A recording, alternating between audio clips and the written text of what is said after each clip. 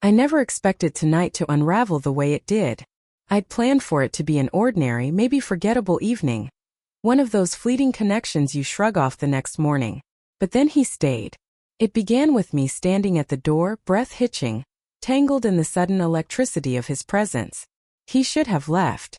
That was the plan. Polite goodbye. A courteous exit. And yet, his coffee cup lingered on the table, untouched, as if the world between us had paused and held its breath. My pulse rang in my ears. I could feel it in my fingertips, the pull of heat that had nothing to do with the city's late-night warmth.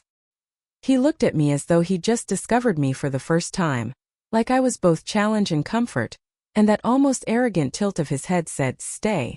There was a weight in the silence, an invitation I couldn't refuse, so I stepped in closer. His jacket hung from his shoulders, half slid off, a casual disarray that made something coil tight inside my chest. "I probably should go," he said, voice low, carrying a note of reluctance. But he didn't move. Instead, the corner of his mouth curved like he was savoring the unsaid.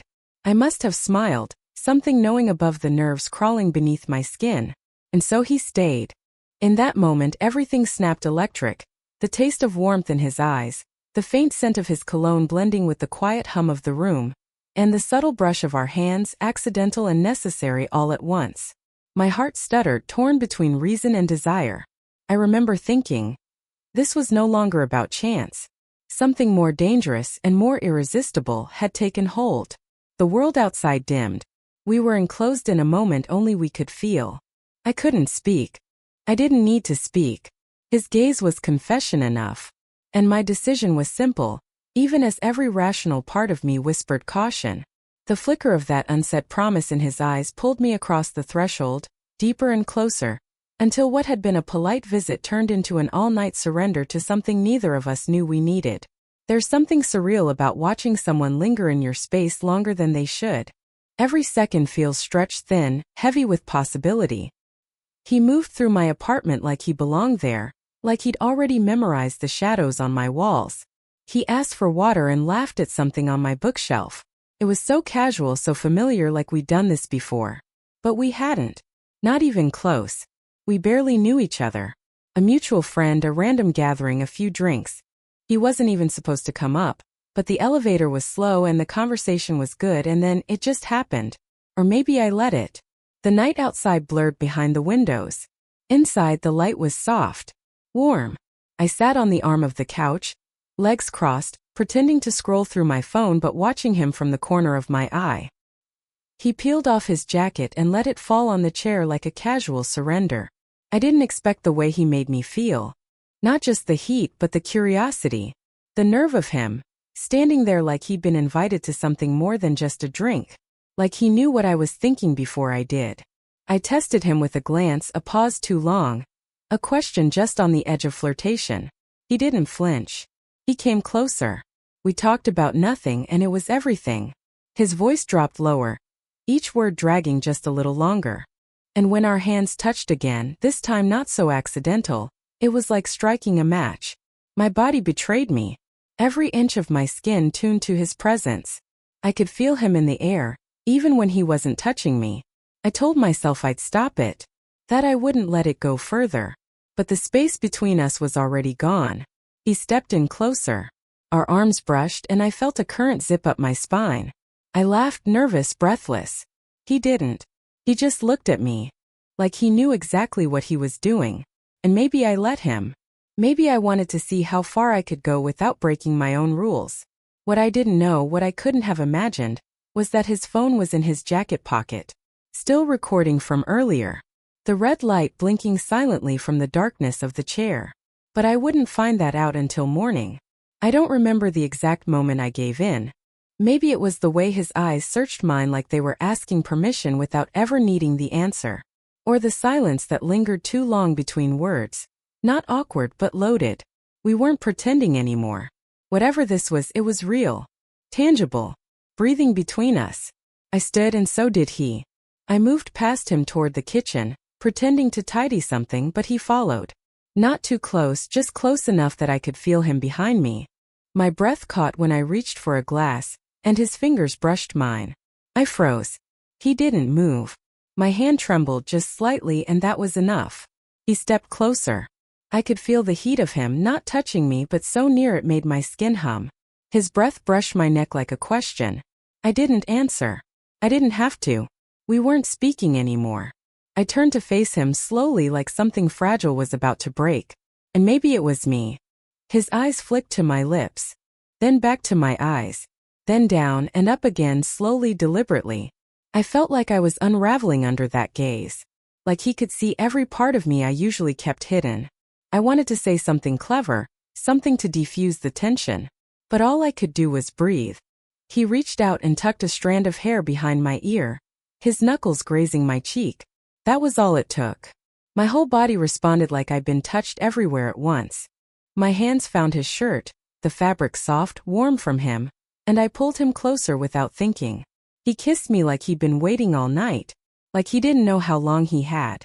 It wasn't rushed, but it wasn't patient either. It was urgent, searching, like we were both trying to answer a question we didn't know how to ask. I melted into him, forgetting everything, the time, the rules, the reason he was ever supposed to leave. I didn't care. The kiss deepened, his hands on my back, then my waist, then just holding me like he needed the contact to stay grounded. And I was gone. Floating. Burning. The room around us faded. The walls, the lights, the city noise. Nothing existed but skin and breath and the pull of something magnetic.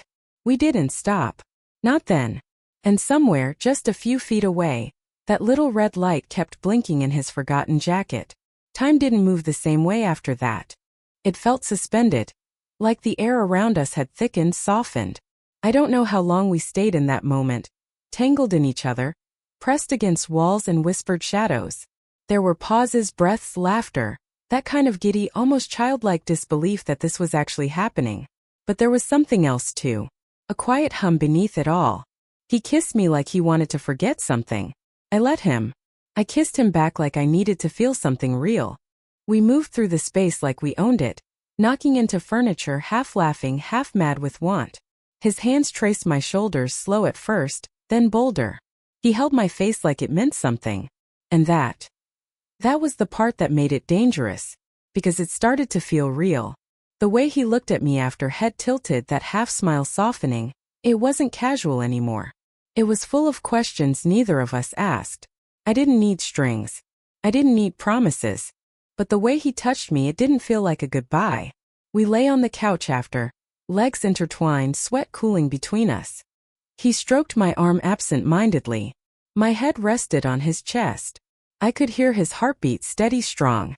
I should have felt powerful, satisfied. Instead, I felt exposed and seen. He whispered something I didn't catch, and I didn't ask him to repeat it. Maybe I was afraid I'd believe it. At some point he dozed off. I watched him sleep, mouth slightly parted, fingers still wrapped lightly around my wrist. And that's when I noticed his jacket. It was still draped over the chair, slouched like it had witnessed everything. I got up quietly, needing water or space or maybe just a breath of air. That's when I saw the screen through the half-open pocket, glowing faintly. A recording app. Still running. Hours deep. My stomach dropped. I stared at it, frozen, my own reflection warped in the glass. The timer was still counting. Had he forgotten? Had he meant to record us? A wave of heat crawled up my neck. Not the good kind. This was something else. Confusion. Embarrassment. Fury, maybe. I didn't know yet. He was still asleep on my couch, bare and beautiful, entangled in the chaos we'd made. And his phone was still listening. I didn't touch the phone. Not at first. I just stared at it, the glowing screen like a quiet betrayal, tucked inside his forgotten jacket.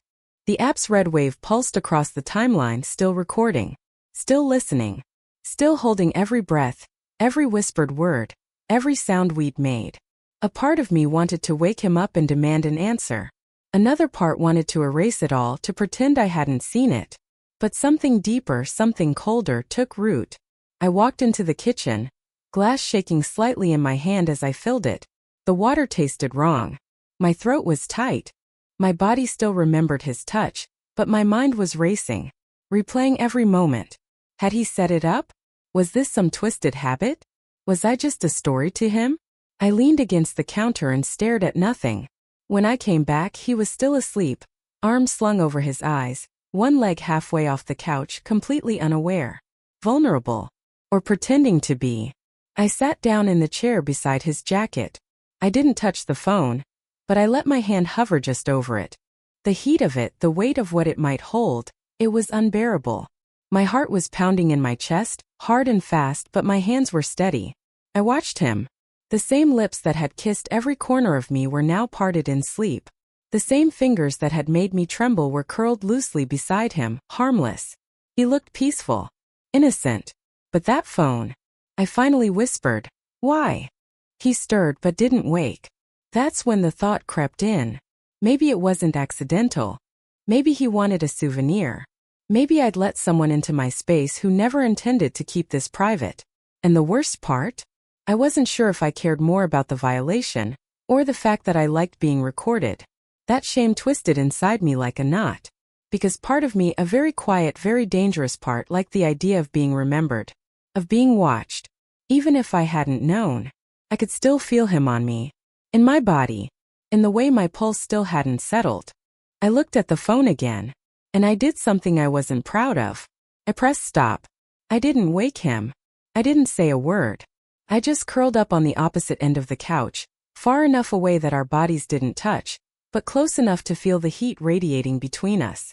I stared at the ceiling for what felt like hours, the silence louder than anything else. He still hadn't moved.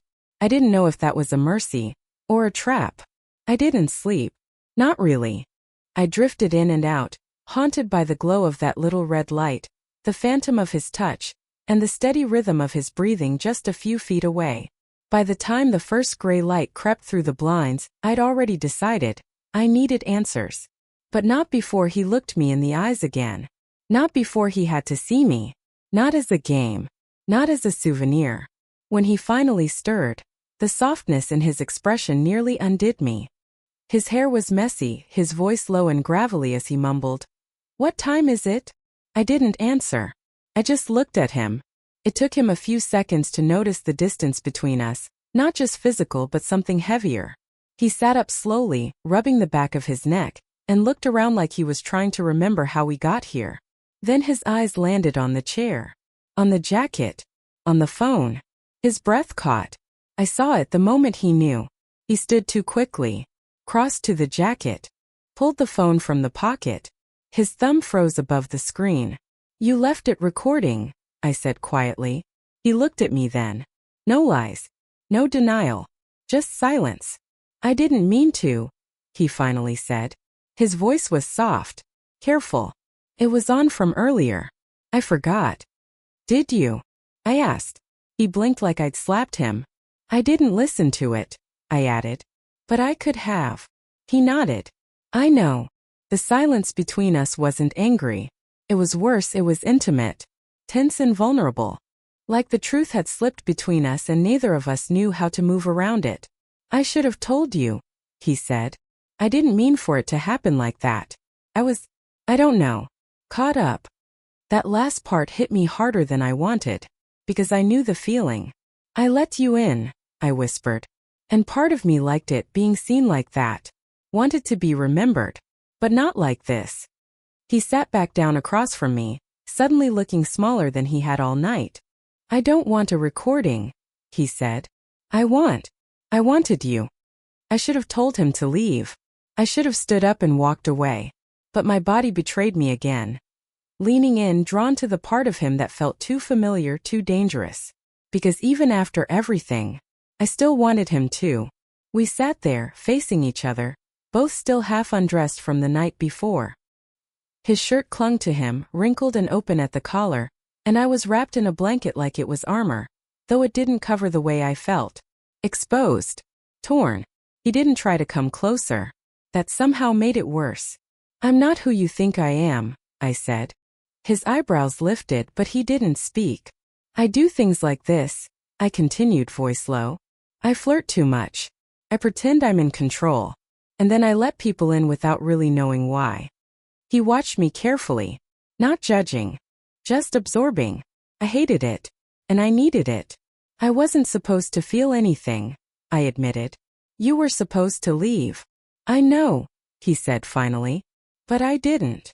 And there it was again, that calm, steady pull in his voice.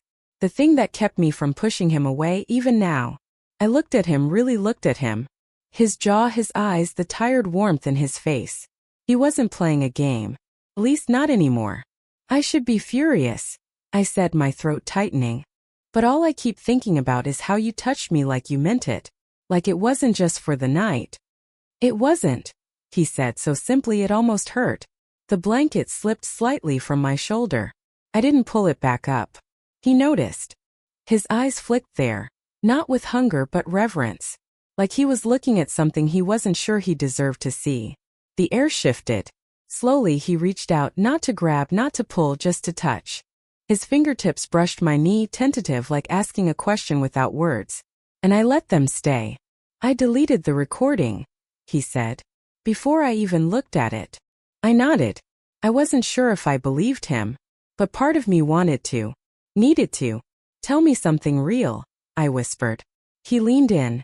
Not all the way, just enough that I could feel the warmth of his breath. I still taste you on my lips, he said, voice barely audible. And I don't think I'm ever going to forget that. My body lit up like a struck match. But this time it wasn't lust that pulled me toward him. It was the ache to be understood, to be chosen, not captured. So when I leaned in, it was slow, careful, like surrender, with eyes wide open. And when our mouths met again, not frantic, not desperate, but full of everything we didn't say, I knew we weren't done. Not yet. The kiss wasn't like before. It didn't blaze or consume. It stayed. It settled somewhere deep, between my ribs and my spine, like a secret I wouldn't be able to shake. He held me like he'd memorized the way my body folded into his, slow, steady, deliberate. Not possession. Not performance. Just presence. And for a moment I let myself believe it could be real. We didn't speak much after that. We stayed curled together on the couch, breathing each other in like the morning light might steal it away. His fingers traced circles along my arm. My head rested on his chest again, but this time I could hear the difference in his heartbeat, heavier, slower, like he was already somewhere else. I have to go, he finally said, voice rough. I nodded. I didn't ask him to stay. I wouldn't give him that power twice. He dressed quietly. No rush. No shame. He didn't kiss me goodbye, but his hand lingered on the doorframe as if he wanted to. I didn't move. I didn't say a word. And then he was gone. The apartment felt hollow without him. Not lonely, just emptied. Like some part of me had been pulled into the night with him, and now the air wouldn't settle right. I sat in the silence for a long time. Eventually I picked up the phone, his phone. He'd left it on the counter. My heart stuttered. I checked the screen. No password. No lock. Just open. The recording app was gone. Deleted. But in his photo gallery, one new file remained. Not a video. Just a voice memo. 1 minute 32 seconds. I hit play. His voice came through, quiet, unsure, recorded sometime before dawn.